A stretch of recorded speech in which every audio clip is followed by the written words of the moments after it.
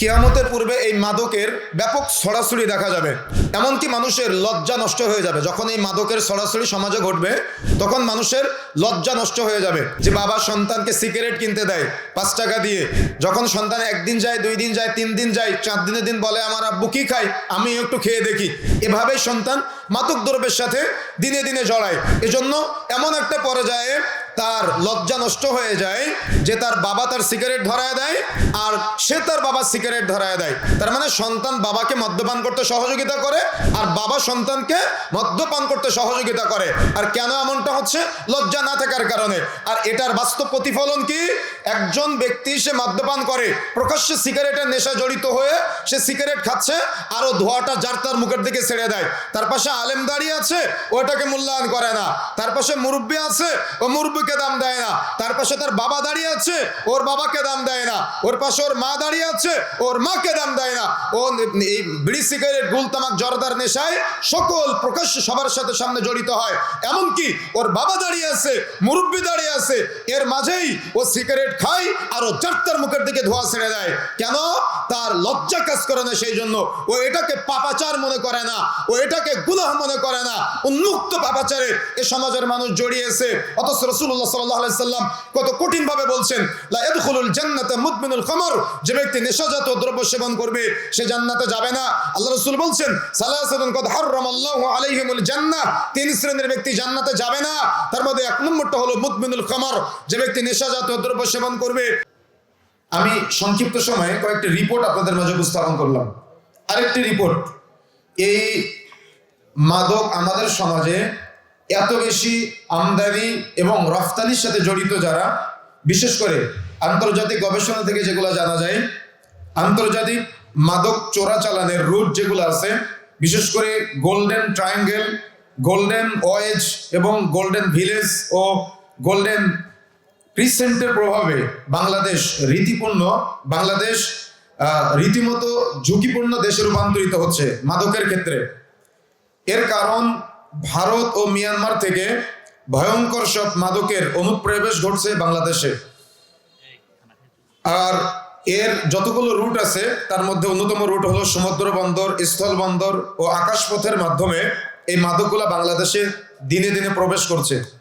আবার নিত্য নতুন নাম দিয়ে সমাজে মাদকগুলা এমনভাবে প্রচার করা হচ্ছে যার কারণে প্রাইভেট ইউনিভার্সিটি এবং পাবলিক ইউনিভার্সিটির একেবারে নামি দামি ছাত্র এবং শিক্ষকরা এই মাদকের সাথে আজকে জড়িত হয়ে আছে। আমি 5 মিনিটে আপনাদের একটি রিপোর্ট পেশ করলাম। এবার আসুন, এই নেশা জাতীয় দ্রব্য আমাদের সমাজে এটার আবির্ভাব বা এটার প্রকাশ বা এটার প্রচারণা বা এটার প্রভাব বিস্তার করতেছে কিভাবে। গবেষণায় দেখা যায় তার প্রথম পয়েন্ট সেটা হলো, বাংলাদেশ আমরা বলি 90 বা 93% মুসলিম রাষ্ট্র, বলি না এই কথা? কিন্তু আপনি শুনলে আশ্চর্য হবেন, বাংলাদেশের রাজধানী ঢাকায় বৈধ সরকার কর্তৃক অনুমোদিত প্রায় 3500 বার রয়েছে, যে বারগুলোর মাধ্যমে মানুষ প্রকাশ্য এবং অপ্রকাশ্যে তারা লাইসেন্স ভিত্তিক মদ কিনতে পারে এবং সেখানে বিভিন্ন গায়িকা নায়িকাদের নাচানাচির মাধ্যমে তারা সেগুলা উপভোগ করে থাকে। শিক্ষা প্রতিষ্ঠানে মাদকের ছড়াছড়ি, ছাত্র শিক্ষকের সিগারেট কিনে দেয় এবং শিক্ষক ছাত্রের সিগারেট কিনে দেয়, অর্থাৎ মাদকের সাথে ছাত্র এবং শিক্ষকের একটা যোগসূত্র পাওয়া যায়। এরপর আরেকটি গবেষণা দেখা যায়, প্রাইভেট ইউনিভার্সিটির শতকরা 55% শিক্ষার্থীরা, মেয়েরা, তারা আজকে নানাবিধ মাদকের সাথে জড়িত। এই মাদক প্রচারের যতগুলো রুট আছে তার মধ্যে অন্যতম একটা রুট হলো বর্ডার দিয়ে, বিশেষ করে ইন্ডিয়ান বর্ডার এবং মায়ানমারের বর্ডার দিয়ে বাংলাদেশে মাদকের আমদানি।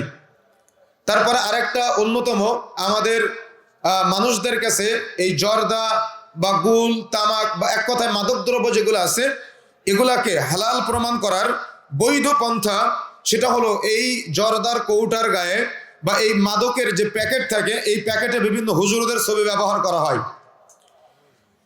আরেকটা অন্যতম গবেষণা, আমাদের সমাজের বিভিন্ন মসজিদের দায়িত্বশীল ওলামায়ে কেরাম, ইমাম সাহেব, তারা এই মাদকের সাথে জড়িত। আমি আমার ব্যক্তিগত একটা তথ্য আপনাদের মাঝে উপস্থাপন করি। গত 2 সপ্তাহ আগে আমি ময়মনসিংহের হালুয়াঘাটে একটা জুমার খুতবায় গিয়েছিলাম। তো পুরা অঞ্চলে একটা আহলে হাদিস মসজিদ। তো আমাদের কিছু মুরব্বী চাচারা ওই মসজিদে জুমার খুতবা শুনতে এসেছে, দাওয়াত দিয়েছে হয়তো তাদের।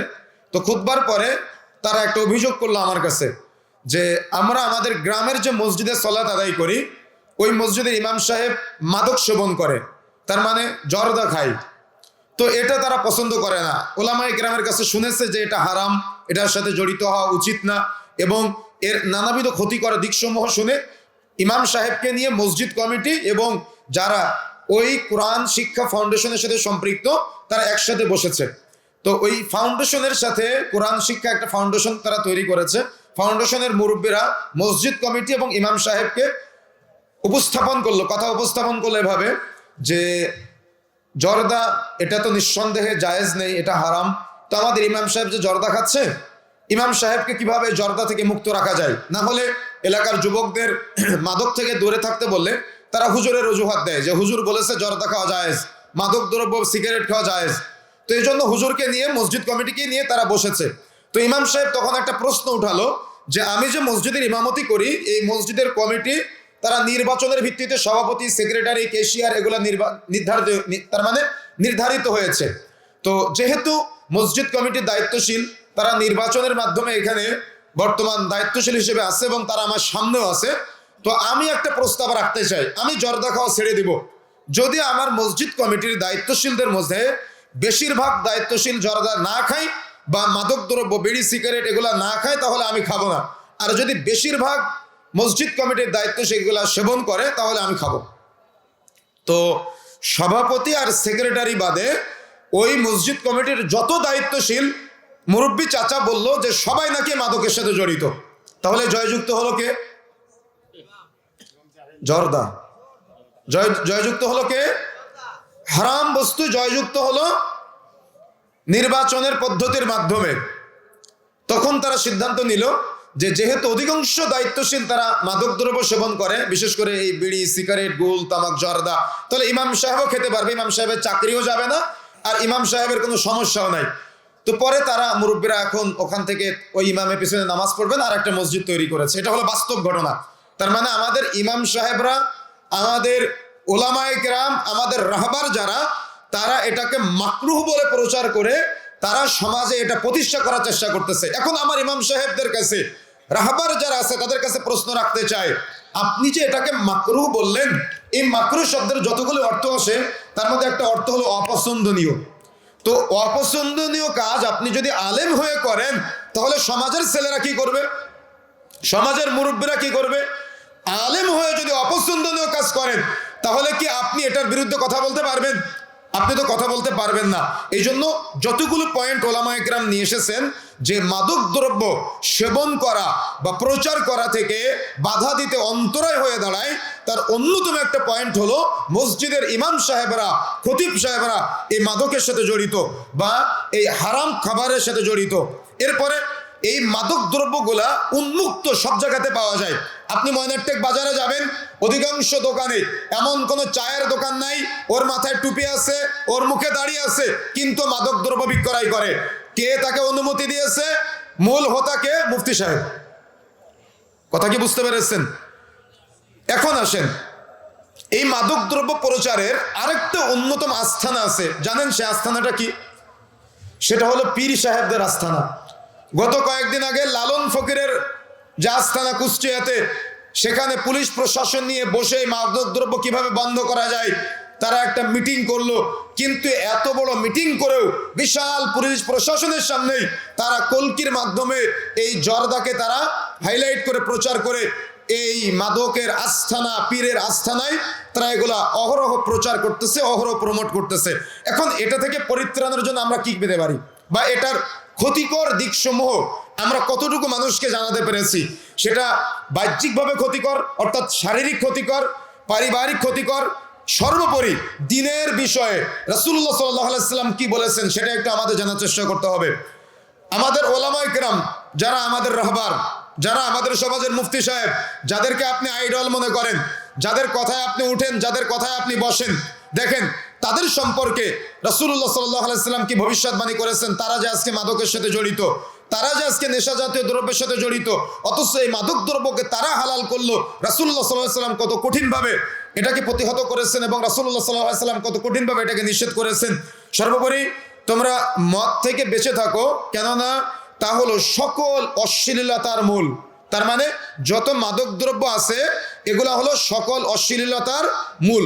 এখন যে জিনিস বেশি খেলে ব্রেনের বিঘ্নতা ঘটে সেটা অল্পটাও হারাম, যেমন মদখোর, জুয়াখোর, ফেন্সিডিলখোর, হিরোইনখোর, বিড়িখোর, সিগারেটখোর, গুলখোর, জর্দাখোর, এই অপবিত্র বস্তু আপনি যাই খান না কেন আপনার হারামে জর্জরিত হয়ে যাবে, এই দেহ জান্নাতে প্রবেশ করবে না। কেন?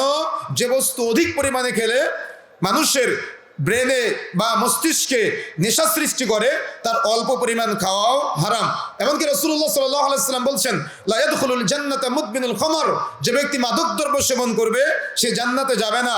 রাসূলুল্লাহ সাল্লাল্লাহু আলাইহি সাল্লাম বলছেন, যে ব্যক্তি একবার মাদক দ্রব্য সেবন করবে তার আগামী 40 দিনের ইবাদত কবুল হবে না। অপর হাদিসে পাওয়া যায়, সে একবার সেবন করলো, তওবা করলো, ফিরে আসলো, তাকে ক্ষমা করা হবে। দ্বিতীয়বার আবার মাদকদ্রব্য সেবন করলো, তার কিন্তু 40 দিনের ইবাদত কবুল হবে না। সে তওবা করলো, ফিরে আসলো, তার তওবা কবুল হবে। তৃতীয়বার আবার সে মাদকদ্রব্য সেবন করলো, তার কিন্তু 40 দিনের ইবাদত কবুল হচ্ছে না। রাসূলুল্লাহ সাল্লাল্লাহু আলাইহি ওয়াসাল্লাম তার পরের বাণী বলছেন, তাকে রাগাদাতুল খাবাল, তার কিয়ামতের মাঠে তার খাবার হিসেবে দেওয়া হবে। তিনাতুল খাবাল অর্থাৎ জাহান্নামীদের যে রক্ত এবং পুজ যেগুলো আছে, এই রক্ত এবং পুজকে তাদের খাবার হিসেবে দেওয়া হবে। কেন? তারা এই মাদকদ্রব্য সেবন করে, বারবার আল্লাহর কাছে অনুতপ্ত হয়, আবার সেটার সাথে জড়িয়ে যায়। এই জন্য তাদের তিনাতুল খাবাল নামে তাদেরকে জাহান্নামীদের রক্ত এবং পুজ তাদেরকে খাওয়ানো হবে। নেশা জাতীয় দ্রব্য যে পান করবে, রাসূলুল্লাহ সাল্লাল্লাহু আলাইহি ওয়াসাল্লাম থেকে যতগুলি প্রমাণ পাওয়া যায় তার অন্যতম একটা কঠিন কথা হলো যে এই মাদক দ্রব্য সেবন করা এত জঘন্যতম অপরাধ। এটা হলো মানুষ মূর্তি পূজা করলে তাদের যে গুনাহ হয়, যে অপরাধ, মূর্তি পূজার ন্যায় তারা অপরাধী হিসেবে সাব্যস্ত হবে।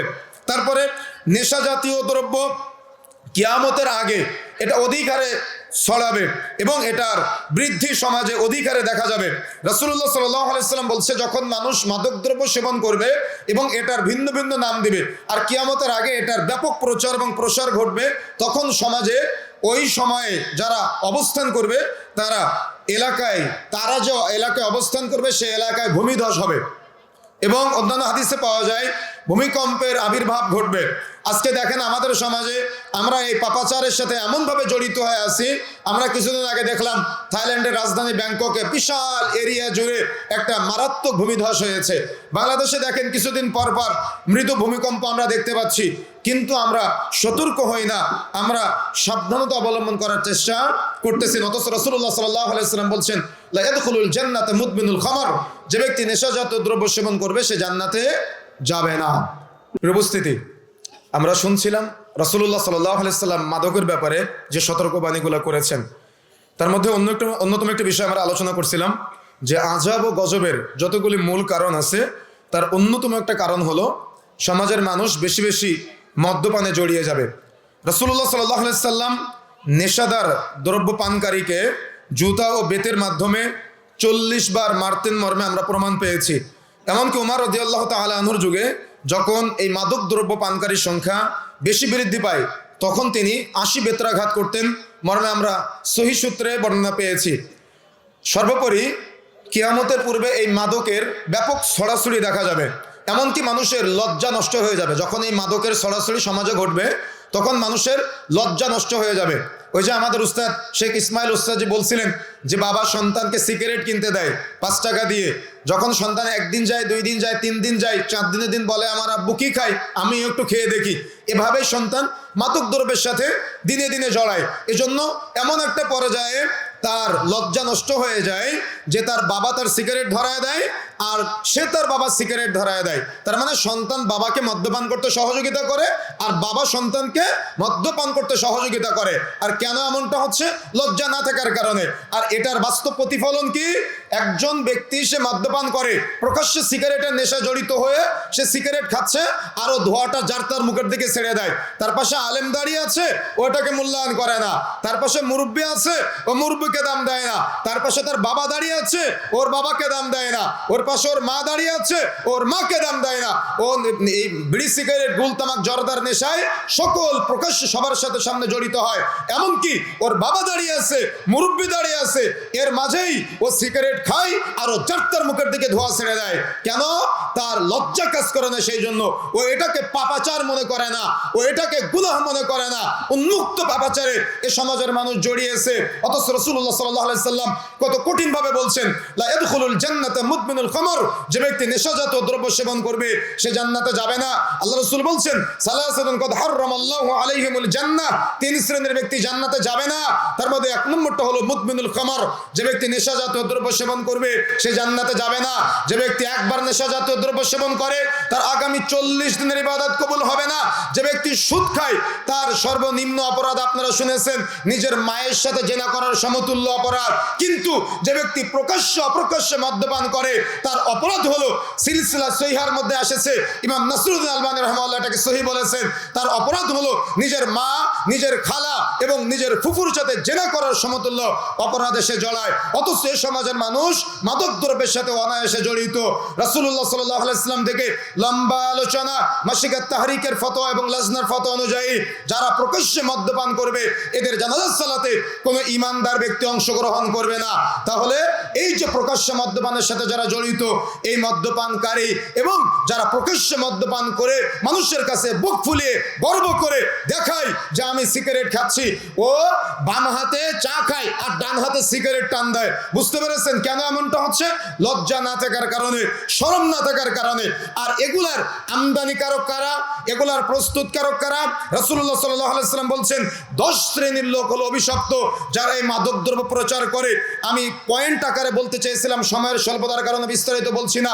তবে মনে রাখার চেষ্টা করবেন, যারা এগুলার নির্যাস বের করে, যারা তৈরি করে, যারা কারখানায় চাকরি করে, ওই কারখানার প্রতিষ্ঠাতা যারা, ওগুলা যারা ওই কারখানা থেকে সাপ্লাই করে দোকানে দোকানে দিয়ে যায়। এমনকি ওই দোকানদার ভাই যিনি এগুলা প্রচার করে, বিক্রয় করে, ধ্যার্তহীন ভাষায় বলে যেতে চায়, মাইকের আওয়াজ হয়তো দোকানদার ভাইদের কানে পৌঁছাচ্ছে, যে সিগারেট খায় বা যে জর্দা খায় সে তো একা পাপ করে, কিন্তু সকাল 8টা থেকে রাত্রি 10টা পর্যন্ত যত মানুষ আপনার দোকান থেকে সিগারেট ক্রয় করে খায়, যত মানুষ আপনার দোকান থেকে জর্দা ক্রয় করে খায়, প্রত্যেক ব্যক্তির একটা করে পাপের ভাগ। আপনি গুনাহের কাজে সহযোগিতা করার কারণে আপনি অভিশপ্ত হচ্ছেন এবং ওই গুনাহের কাজে সহযোগিতা করার কারণে আপনি গুনাহগারদের শামিল হয়ে যাচ্ছেন। যত মানুষকে মাদক দ্রব্য সেবন করতে সহযোগিতা করবেন, যে খায় সে তো একা পাপ করে, কিন্তু আপনি শত শত মানুষের পাপ করতে সহযোগিতা করেন। সুতরাং আপনার অপরাধটা বেশি, আপনার আমলনামায় বেশি পাপাচার লিপিবদ্ধ হবে। সুতরাং মাইকের আওয়াজ যার কানে পৌঁছাচ্ছে এই মুহূর্তে এই মাদক দ্রব্য প্রচার করা, বিক্রয় করা থেকে বিরত থাকতে হবে। তা না হলে আপনি অভিশপ্ত হবেন এবং এগুলা প্রমোট করার কারণে, প্রচার করার কারণে আপনি গুনাহগার হবেন। যত মানুষ সেবন করবে তাদের পাপের একটা করে ভাগ আপনার আমলনামায় আসবে। এই মাদকাসক্ত সমাজে কেন এত বৃদ্ধি পাচ্ছে তার অনেকগুলো পয়েন্টের অন্যতম একটা পয়েন্ট হলো ধর্মীয় মূল্যবোধ থেকে বিচ্যুত হয়ে যাওয়া। পারিবারিকভাবে বাবা মার কাছ থেকে এবং অভিভাবকদের কাছ থেকে পারিবারিক মূল্যবোধের শিক্ষা না পাওয়ার কারণে আজকে মাদকদ্রব্য সমাজে অহরহ দেখা যাচ্ছে। যার কারণে ছেলেদেরকে দেখলেই আফসোস হয়, প্রকাশ্যে এরা মদ্যপান করে, চুলের মধ্যে সামনে এক কালার, পিছনে এক কালার, ডানে এক কালার, বামে এক কালার দিয়ে উদ্ভট জামা কাপড় পরে রাস্তায় ঘুরে বেড়ায়। অথচ এরা মুসলিম বাবার সন্তান। এদেরকে দেখলে বোঝাই যায় না এরা মুসলিম বাবার সন্তান না এরা অমুসলিম পরিবারের সন্তান, বোঝা যায় না। এজন্য লম্বা আলোচনা। তবে প্রতিকারের জন্য কি হতে পারে তার প্রথম নম্বর পয়েন্ট হলো ইচ্ছা শক্তি, 2 নম্বর পয়েন্ট ইসলামের শিক্ষা, 3 নম্বর পয়েন্ট সামাজিক প্রতিরোধ, 4 নম্বর পয়েন্ট মাদক মুক্ত এলাকা গড়ে তোলা এবং 5 নম্বর পয়েন্ট আলেমদের অগ্রগামী ভূমিকা থাকতে হবে। আলেমরা যাতে করে হাদিস গোপন না করে এবং আলেমরা যাতে করে প্রকাশ্যে প্রচার করে এগুলা হারাম, এগুলা নাজায়েজ। এর পাশাপাশি রাষ্ট্রীয়ভাবে প্রশাসনিকভাবে প্রতিরোধ গড়ে তুলতে হবে। পুলিশ দেখা যাচ্ছে অফিসার যে রুমে বসে থাকে ওই রুমে মাথার উপরে লেখা থাকে এখানে ধূমপান নিষেধ, কিন্তু অফিসার নিজেই ধূমপান করে। কথা বুঝতে পেরেছেন? রেলওয়ে স্টেশনগুলোতে লেখা থাকে ধূমপান মুক্ত এলাকা, কিন্তু পুলিশ প্রশাসন দাঁড়িয়ে থাকে, এর মাঝে সবাই প্রকাশ্যে মদ্যপান করে। কেন? ওই প্রশাসনের ভাইয়েরা তারাও আজকে মাদকের সাথে জড়িত, যার কারণে সাধারণ মানুষও এই মাদক সেবন করে। যতগুলো ঢাকাতে বার আছে প্রকাশ্যে মদ্যপান ক্রয় বিক্রয় হচ্ছে এবং সেখানে সেবন করে, এগুলা লাইসেন্স কে দেয়? প্রশাসন দেয়। আপনি এয়ারপোর্টের ভিতরে যাবেন, ইমিগ্রেশন ক্রস করবেন, এটা কোনো মুসলিম দেশ না অমুসলিম দেশ আপনার বুঝতে অসুবিধা হবে। কথা বুঝতে পেরেছেন? এই জন্য প্রশাসনিকভাবে প্রতিকার দরকার। এজন্য আমি আজকের কনফারেন্সের পক্ষ থেকে একটি প্রস্তাবনা, সেটা হলো মাদকদ্রব্য উৎপাদন ও সরবরাহের লাইসেন্স সরকারিভাবে এটা বন্ধ করতে হবে। যদি সরকারিভাবে বন্ধ না করা হয় তাহলে এটা অহরহ প্রচার এবং প্রচারণা হবে, মানুষ এগুলোর সাথে জড়াবে। আপনি সাইনবোর্ড দিয়ে রাখলেন যে এখানে মাদকদ্রব্য সেবন করা যাবে না, সিগারেট খাওয়া নিষেধ, কিন্তু আপনি আবার তৈরি করলেন, আপনি আবার আমদানি করলেন। বর্ডার দিয়ে যত বিজিবি সদস্য ভাইরা আছে, এরা সামান্য কিছু টাকার বিনিময়ে ইন্ডিয়া থেকে, মায়ানমার থেকে তারা আজকে মাদকদ্রব্য বাংলাদেশে আবির্ভাব ঘটায়, বাংলাদেশে আমদানি করে। এয়ারপোর্টের দায়িত্বে যারা আছে, দু একটা চোরাচালান ধরায় দিয়ে অধিকাংশ বড় বড় চোরাচালান এরা এয়ারপোর্ট থেকে বের করে দেয়। তার মানে এই মাদকদ্রব্য প্রচার করতে সহযোগিতা করে। গোটা বাংলাদেশে যত জায়গায় ছড়িয়ে যাবে, আপনাদের এই একটু নরম হওয়ার কারণে, ঘুষের বিনিময়ে এগুলা প্রচার প্রসার করার কারণে সমস্ত জায়গায় যত জায়গায় ছড়াবে, এই পাপের দায়ভার আপনাদের নিতে হবে। এবং বাংলাদেশ সরকার এবং পুলিশ প্রশাসনের কাছে আমরা দুর্নীতি মুক্ত হয়ে নিরপেক্ষভাবে এই মাদক মুক্ত করার জন্য সমাজ প্রতিষ্ঠার কাজে এগিয়ে আসার আহ্বান জানাচ্ছি। এবং আজকে কনফারেন্সের পক্ষ থেকে দেশের সীমান্ত সহ যত প্রকার রুট আছে, এয়ারপোর্টের রুট বলেন বা দেখা যাচ্ছে নৌপথের রুট বলেন বা হেঁটে চলার রুট বলেন, এই রুটগুলোর মাধ্যমে যে প্রকাশ্যে এবং অপ্রকাশ্যে আপনিও জানেন, আমরাও জানি, প্রশাসনও জানে, সবার সামনেই এই মাদক দ্রব্যগুলো বাংলাদেশে ঢুকতেছে, তৈরি হচ্ছে, প্রচার প্রচারণা হচ্ছে, এগুলা সরকারিভাবে প্রতিহত করার চেষ্টা করতে হবে। কেন? আমরা মুসলিম, আর পুরা বাংলাদেশ, আপনি ইন্ডিয়ার দিকে তাকান, মায়ানমারের দিকে তাকান, পার্শ্ববর্তী দেশগুলোর দিকে তাকান, পুরা অমুসলিম ভূখণ্ডের মাঝে আল্লাহ সুবহানাহু ওয়া তাআলা একটা চমৎকার মুসলিম ভূখণ্ড দান করেছেন আমাদের। কিন্তু এত নিয়ামত পাওয়ার পরেও আমরা আল্লাহর ভালোবাসা উপেক্ষা করে আমরা আজকে এই মাদকদ্রব্য পাপাচার গুনাহের কাজের সাথে সম্পৃক্ত হয়ে এগুলা প্রচার প্রচারণার কাজে লিপ্ত আছি। আলোচনা আরো লম্বা ছিল, তবে সময়ের স্বল্পতার কারণে আমি আলোচনা লম্বা করতে পারলাম না। আল্লাহ সুবহানাহু ওয়া তাআলা সংক্ষিপ্ত সময়ে আমরা যে কথাগুলো বলেছি, আমি সহ আমাদের সবাইকে যেন এই কথাগুলো বুঝে এই মাদকদ্রব্য থেকে বিরত থাকার তৌফিক দান করেন, বলেন আমিন। আজকে ইহয়াউস সুন্নাহ কনফারেন্সের পক্ষ থেকে আমরা প্রশাসনকে জানাতে চাই, মাদক নির্মূলের জন্য বাংলাদেশ সেনাবাহিনীর উপর দায়িত্ব দিয়ে আপনারা যদি প্রশাসনিকভাবে এই দায়িত্ব তাদের উপরে দিতে পারেন, তাহলে হয়তো কোনো একদিন এদেশ মাদক মুক্ত হতে পারে। যেন তাদের মাঝে এখনো মানবতা, উদারতা আমরা দেখতে পেয়েছি। আল্লাহ রাব্বুল আলামিন প্রশাসন সহ, আলেম উলামা সহ, পরিবারের প্রধান সহ আমরা যারা অধীনস্থ, আমাদের অধীনস্থ যারা আছে, তাদেরকে আমরা সামনে রেখে আমরা আজকের কথাগুলো মূল্যায়ন করার চেষ্টা করতে পারি। আল্লাহ রাব্বুল আলামিন আমাদের সবাইকে কবুল করুন, আল্লাহুম্মা আমিন। ইহয়াউস সুন্নাহ ফাউন্ডেশনের সম্মানিত চেয়ারম্যান পরিচালক শেখ আকরামুজ্জামান বিন আব্দুস সালাম মাদানী হাফিজাহুল্লাহ, আল্লাহ সুবহানাহু ওয়া তাআলা তার নেক হায়াত দান করুন এবং আজকের আয়োজনের পিছনে তার অবদান এবং গোটা বাংলাদেশে সহিহ আকীদা সালাফি মানহাজের প্রচার ও প্রসারের কাজে আমরা খুব ছোটবেলা থেকে তাদেরকে চিনি এবং জানি। আল্লাহ রাব্বুল আলামিন তাদেরকে কবুল করুন এবং নেক হায়াত দান করুন, মৃত্যুর আগ পর্যন্ত পবিত্র কোরআন ও সহিহ সুন্নাহর প্রচার এবং প্রসার করার তৌফিক দান করুন, আল্লাহুম্মা আমিন। আল্লাহ রাব্বুল আলামিন আমাদের সংক্ষিপ্ত সময়ের আলোচনায় বারাকা দান করুন, আমাদের সবাইকে জান্নাত পর্যন্ত একসাথে থাকার তৌফিক দান করুন, আল্লাহুম্মা আমিন। এই আশায় দাবি এই দোয়া ব্যক্ত রেখে সংক্ষিপ্ত সময়ের আলোচনা আমরা এখানে সমাপ্ত করছি। সুবহানাকা আল্লাহুম্মা বিহামদিক, আশহাদু আল্লা ইলাহা ইল্লা আনতা আস্তাগফিরুকা ওয়া আতুবু ইলাইক। আসসালামু আলাইকুম ওয়া রাহমাতুল্লাহি ওয়া বারাকাতুহু।